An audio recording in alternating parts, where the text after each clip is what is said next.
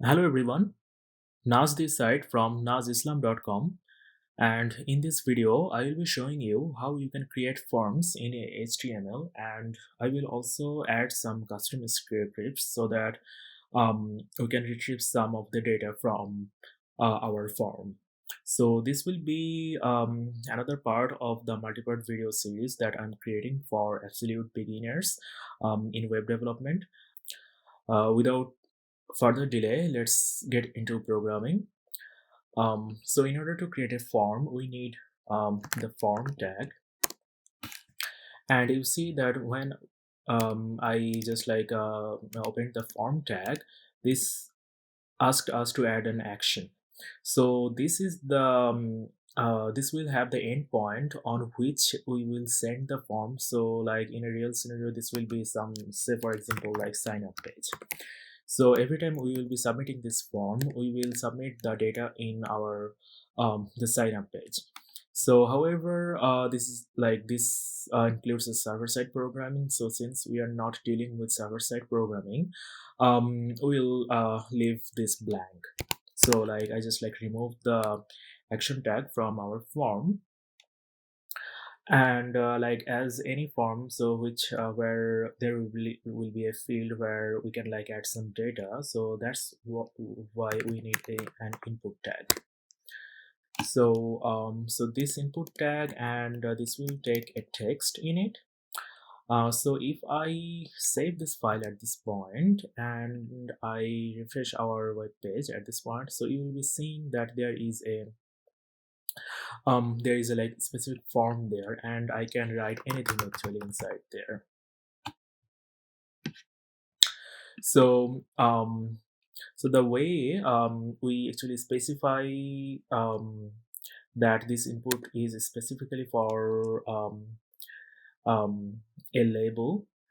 We can specify a label here, and this will have a for attribute inside of this. And let's do usernames, for example. So this for attribute, we can put username for, and this for will have to match with the ID of the input tag. So in this case, this will be the username. So at this point, if I save this page and I refresh this, so you will be seeing that we have a nice looking username tag, like username label for this form.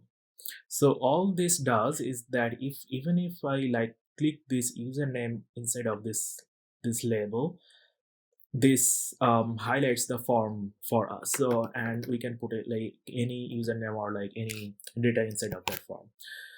So whenever we will be submitting this form, um, the input value will be associated with this label. So since we want to submit this form, let's create a button, and that will be another input tag with a type will be the button, so that this gives us a button looking like interface. And we can set up a value for this input. We are specifying the exact value. We are hard coding this to, let's say, like sign up. So now if I save this and I refresh this page, so you will be seeing that we have got this nice looking button here.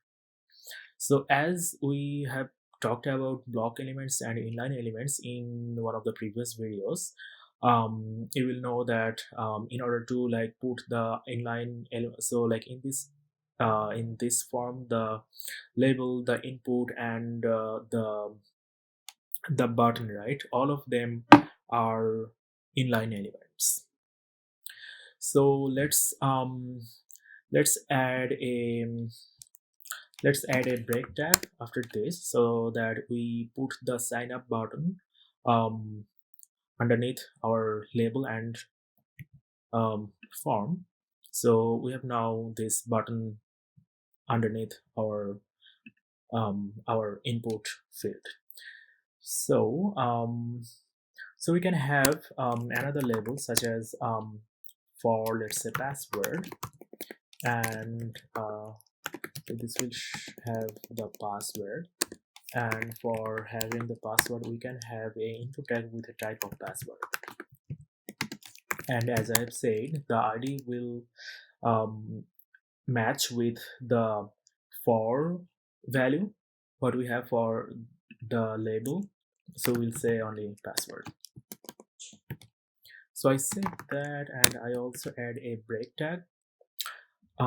So if I refresh this page, you will be seeing that so we have got a username where I can put like any username there, and the password. So let's say like whatever we write here we will not be seeing.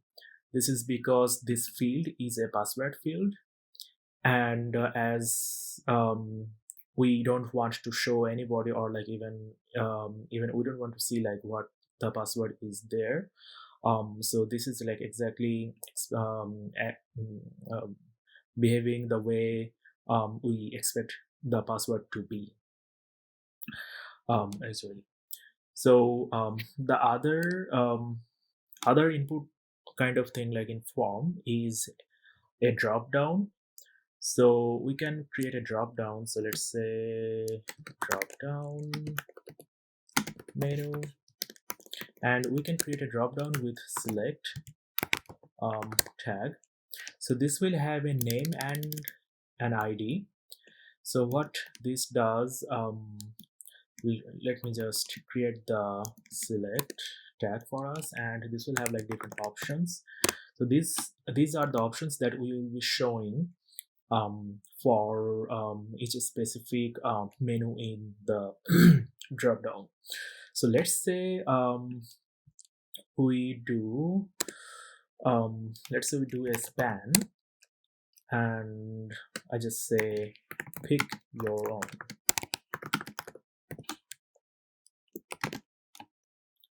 And this will have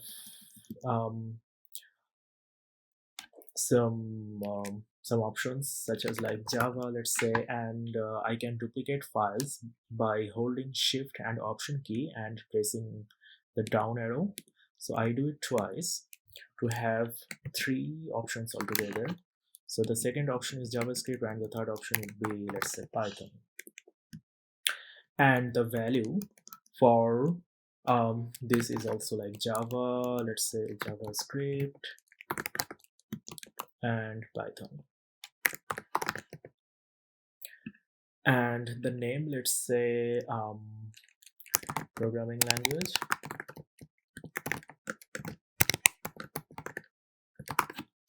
and the ID is also, let's say, the programming language.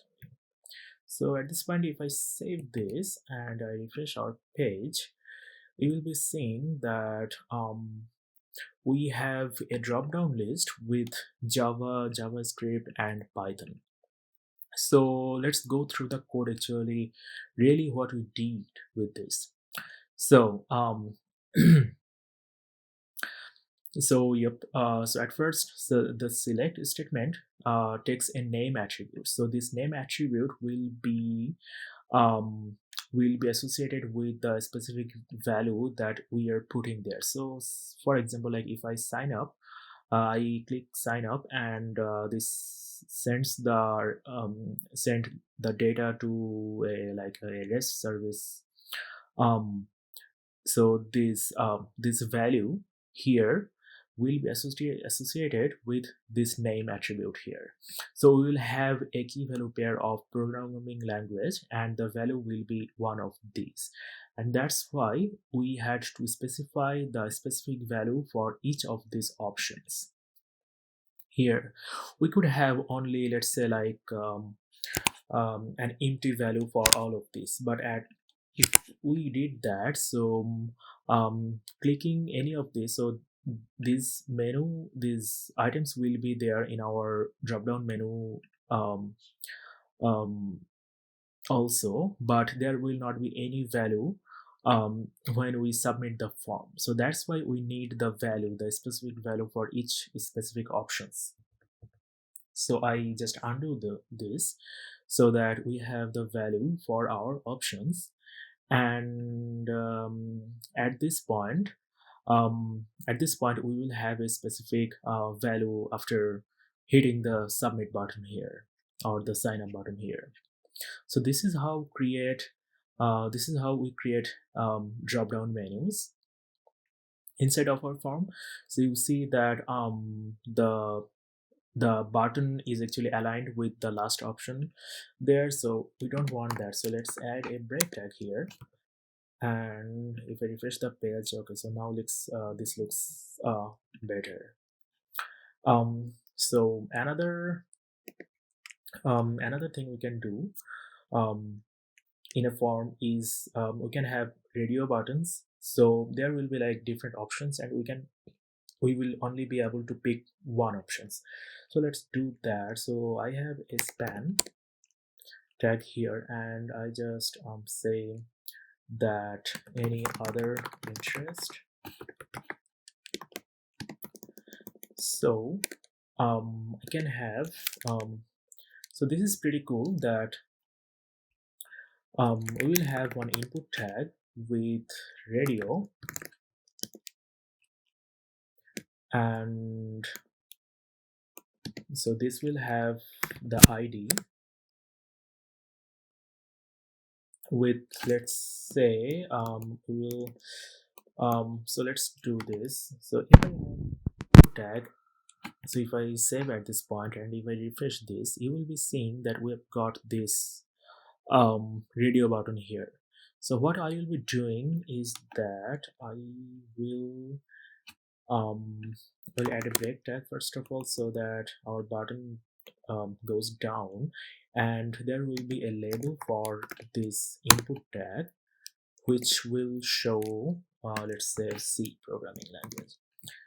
So I save this, and I also add a break tag after our any other interest span. So at this point, if I refresh the page, you will see that any other interest, and we can click on this radio button to pick the option. So what we are doing here is that for this label, we are specifying this input. So as I have said that these inputs will have specific ID. So we will have, let's say, C, and the label is also for C. So so at this point I can refresh the page, and we will be seeing that if I click this label here, this will select the button for us, which is pretty cool, right? Okay, so what we can do here is that we can have a name, and this we can have a name of, let's say, other interest, and this will also have a value, so that whenever we submit this button, so that value will be associated with this key, say for example other interest, so the value will be C. So similar way we can duplicate two more times by holding shift and option and pressing the down arrow key. And let's say we want to have another item for C++, and let's change all of these to C++, value C++, and the name will be the same as other interest, because for all of these values we want to associate only one key. Let's do C#.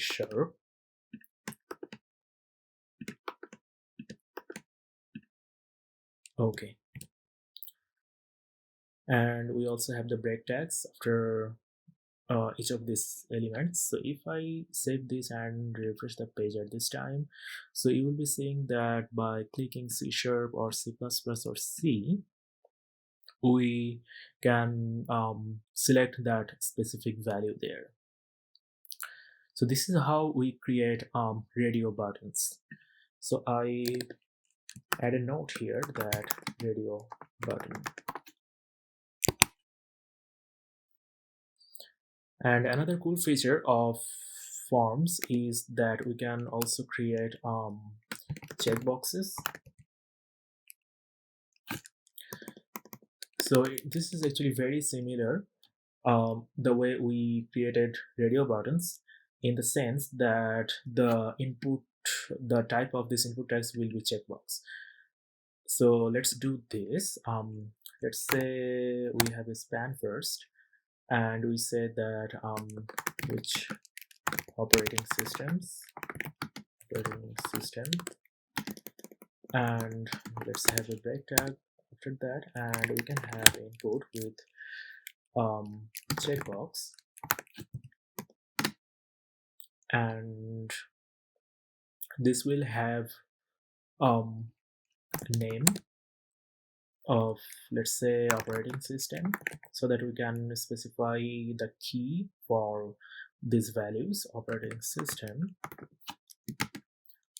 And let's do a label of, let's say, OS X, which refers the Mac operating system.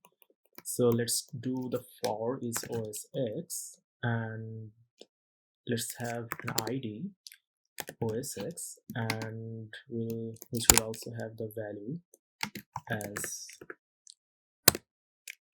OS X, so that whenever we click this checkbox and we submit this, so we will have a value of OS X here. The same way we duplicated before, we will be duplicating this line by holding Shift and Option and pressing down arrow twice, so that we have two duplicates, and we can just change these values to be any other operating system, such as like Windows,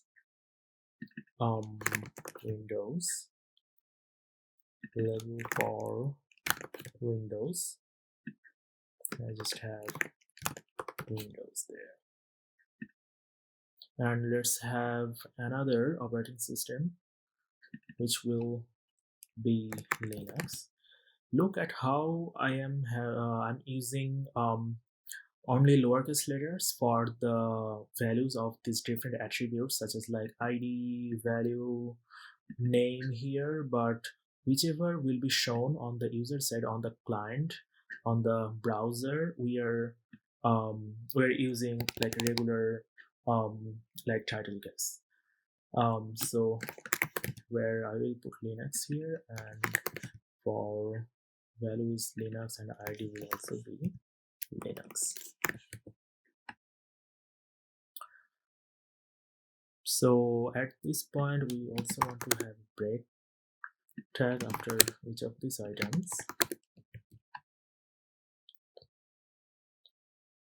And at this point, if I save this page and if I refresh it, I will be seeing that which operating system you want to choose, and there is this like rectangular checkboxes that I can pick, and this will check for us, which is pretty cool, right?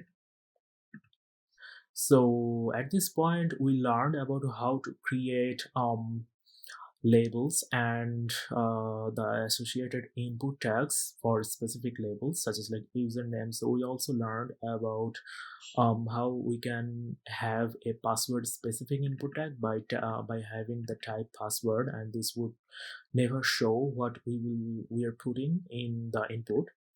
And we also learned about having a drop down menu, and we also learned about having a radio button for choosing one specific item, and also having checkboxes for selecting multiple items from a list.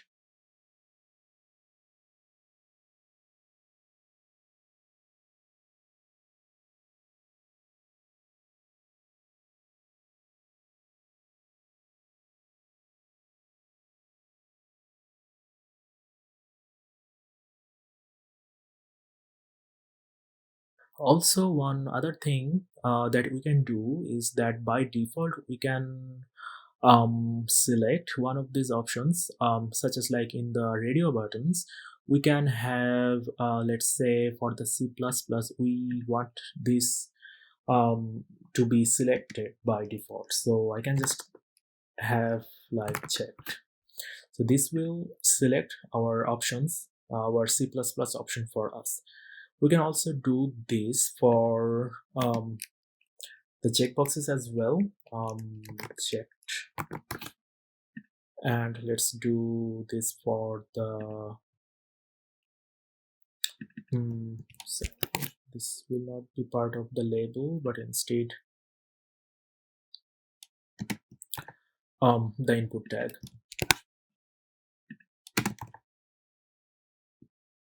Let's also have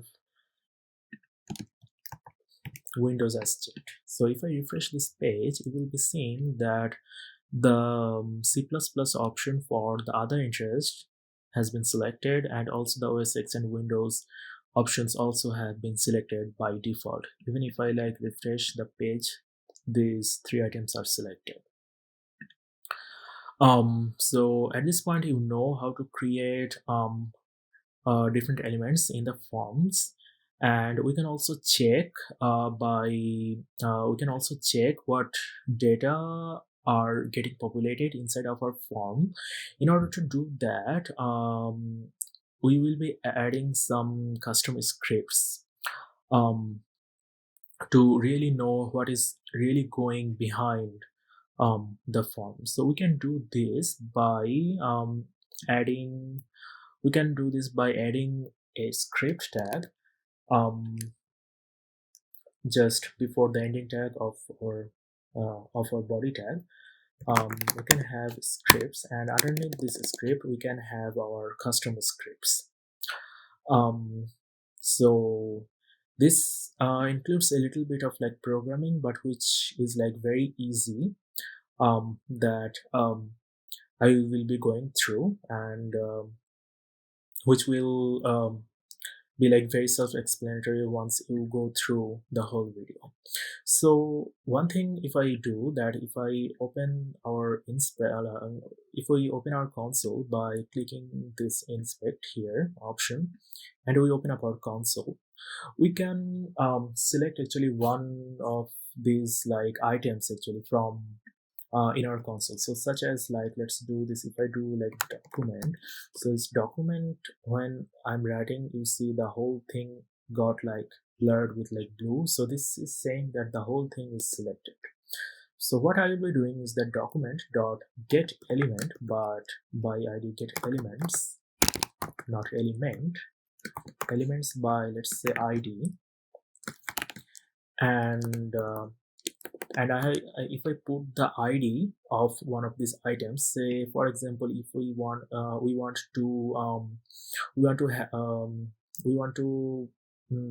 take the username, so we can get the element by using this ID of username here. So let's do that. So username. So okay.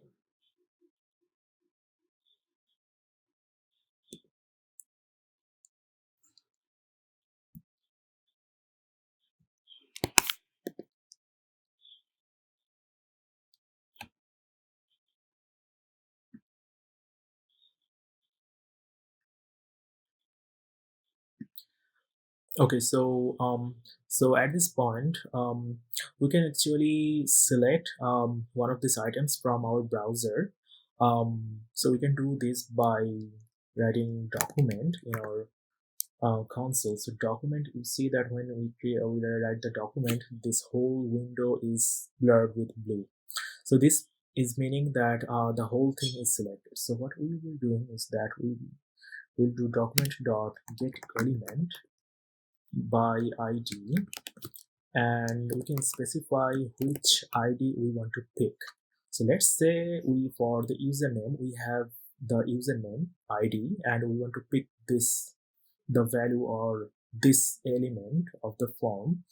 We can specify the id here, and this will select the specific element for us. So you see that this returned us the input with a type of text and the id of the username here. And when we hover over there, that this is showing that in the browser that the form element has been selected. So what we can do is that, let's say I have a username such as Islam, and if we want to call this function by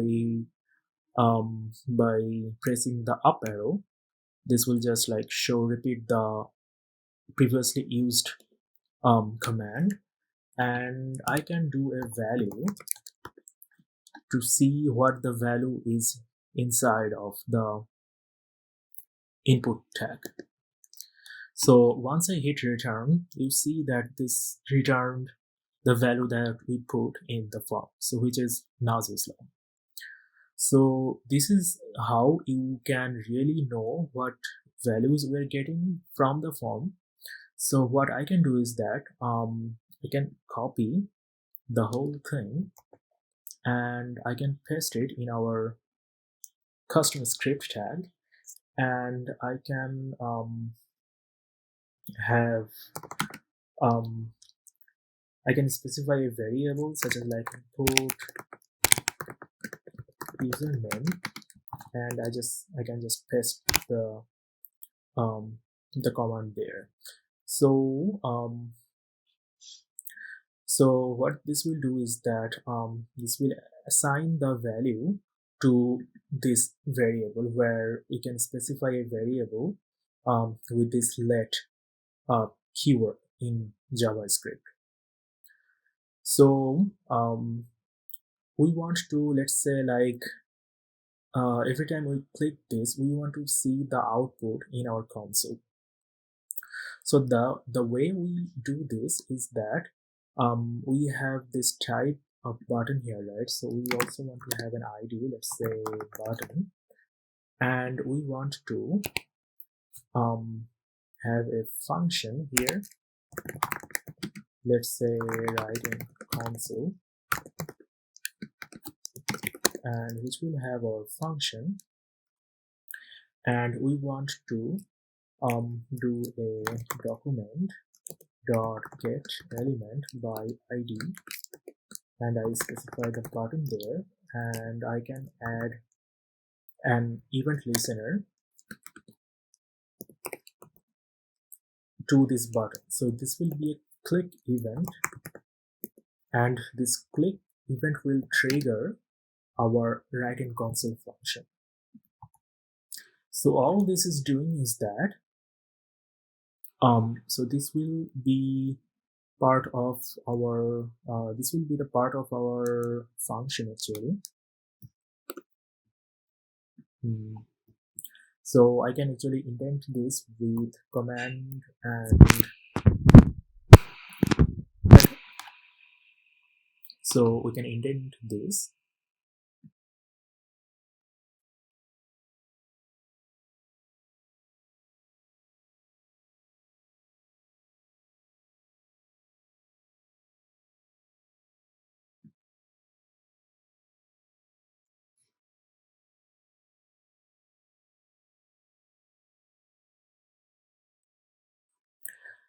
and we can so we can do like write in console. So all this does is that we will get the element by this ID, which we will get this button, and on whenever we click this button, so this will trigger this function upon this operation. So whenever we click this button, this will trigger this write in console function, and we will be showing in the console, we want to print out this input username here.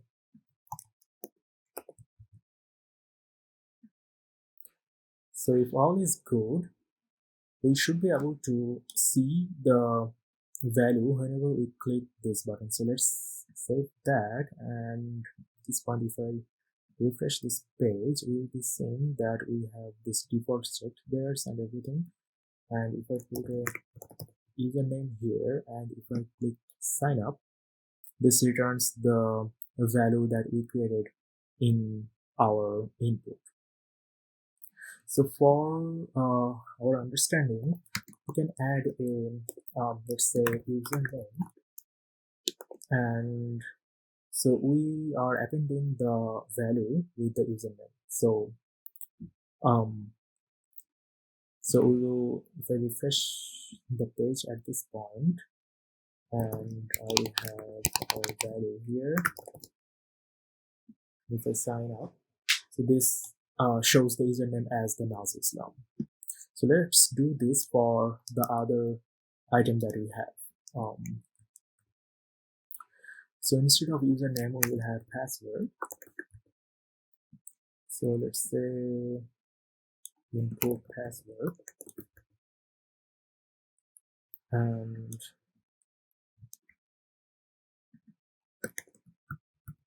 password.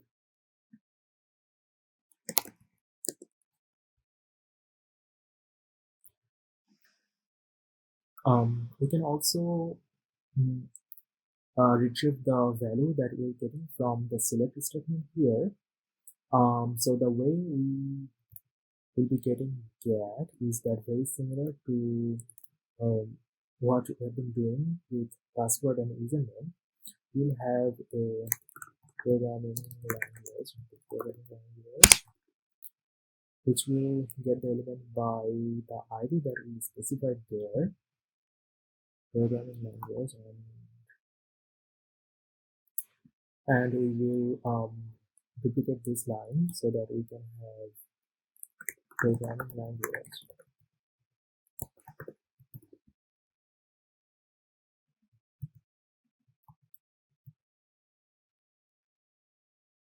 And so at this point, if I refresh our page, we have some data. Let's say 1, 2, 3, and let's see JavaScript and sign up. So you will be seeing that we got our expected result from our drop-down menu. So the same way we can also retrieve the values from the radio buttons and the checkmarks as well. The trick is that so if I want to, let's say if I want to select the drop down, so get element by so the drop downs has different, the options has like different ID, right? So we cannot use the ID to check like if this is like checked or not. So what we have to do is that the common thing here is the name attribute. So we can do put element by name, and we can have, let's say, other interest. So if we return that, so you will be seeing that it returned us 3 nodes with input with IDC, input with IDC++, and with input with IDC sharp. And if we expand our first node, by that, sorry, if we expand our first node, you will be seeing that there is one attribute of checked, which is false. And if we expand C++, the checked attribute is true. This is because the C++ item is checked for us. So we can use this trait in order to get the item which has been selected in our radio buttons. So we can have let's say we can have a for loop here. Let's say we have an index of 0, which will get the item, so which will run until the end of the list. So we can do like document.get element by name, and we can specify the name as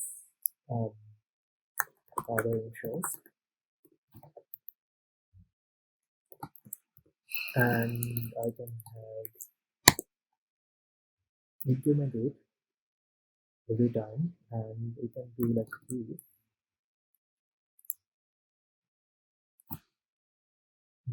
this has to be like length,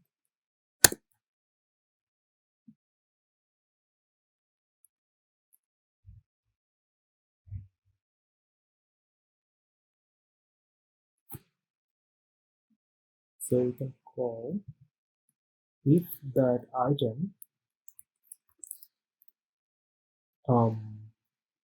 dot check is true, then return that item to be the input, to be the result. So let's instantiate a variable. Let's input other interest, and we can assign the other interest to be this item.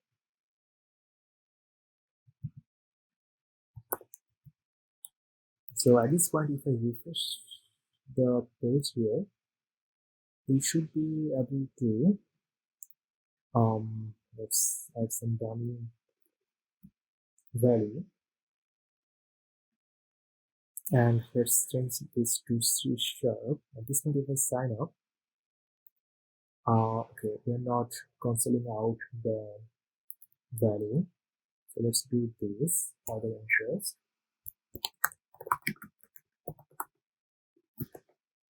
and we will be canceling out this. So at this point, if I refresh and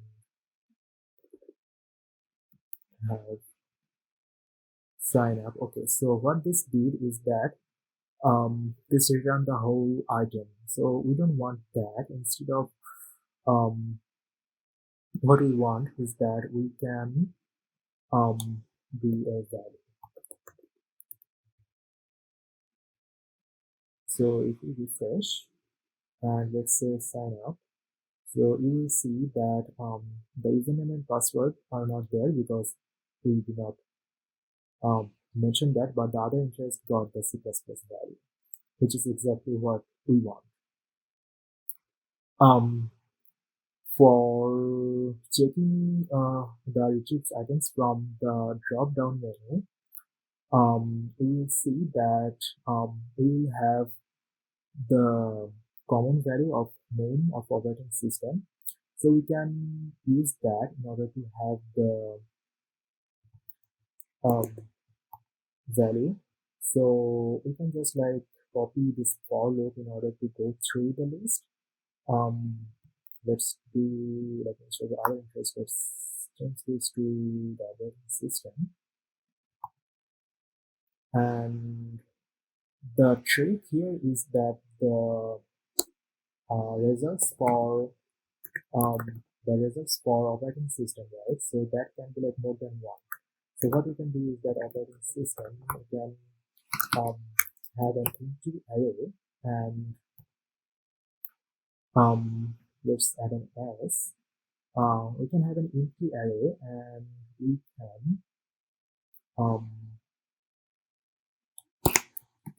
can do input operating systems dot push, and I can put the whole item inside of that array. So in this case, what I'm doing is that go through the list of get elements by name of operating systems, which will get these three items here, and this will check if the checked attribute is true for all of this, and for the items that checked attribute is true, this will add the value to this our array. So in this way, we can have a filtered list of the selected items. So at this point, if I try to write it in the console, such as my operating systems, and I can put the input operating systems, and at this point, if I save it and refresh our page, and let's do sign up. So you'll be seeing that the selected items are only OS X and Windows, which is exactly what we want. So Before finishing this video, let's have some cool content here. So let's say like some username, some password like my password, at sign and 55 Let's pick Python. Any other interest? Let's say C, and for the operating systems, let's uncheck Windows and let's check sign up. Let's check Linux, and if we click sign up at this point, we'll be saying that we got our username as system, the password as I wrote, this myp at the 55word, programming languages as Python, the other interest as we put C there, we got that. And for the operating systems,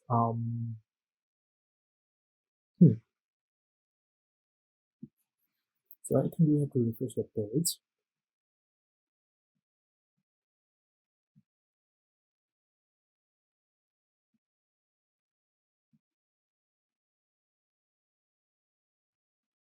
Okay, so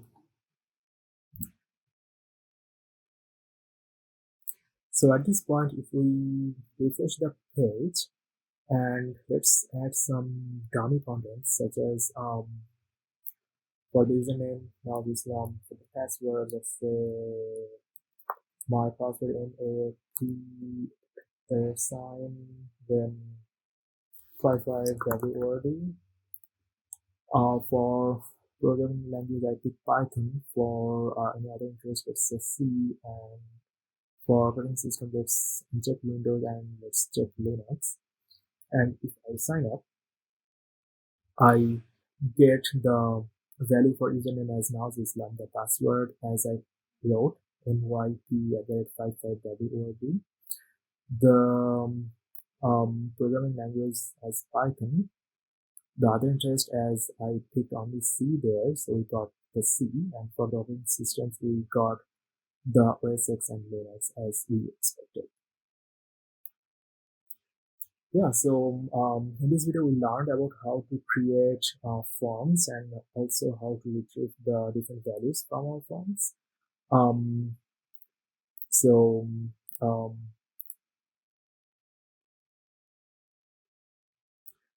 So thanks for watching this video, and I will be coming with another cool feature of HTML in the later videos. Up until then, stay tuned and have a good one, guys. Thanks so much for watching this video. Yes, bye.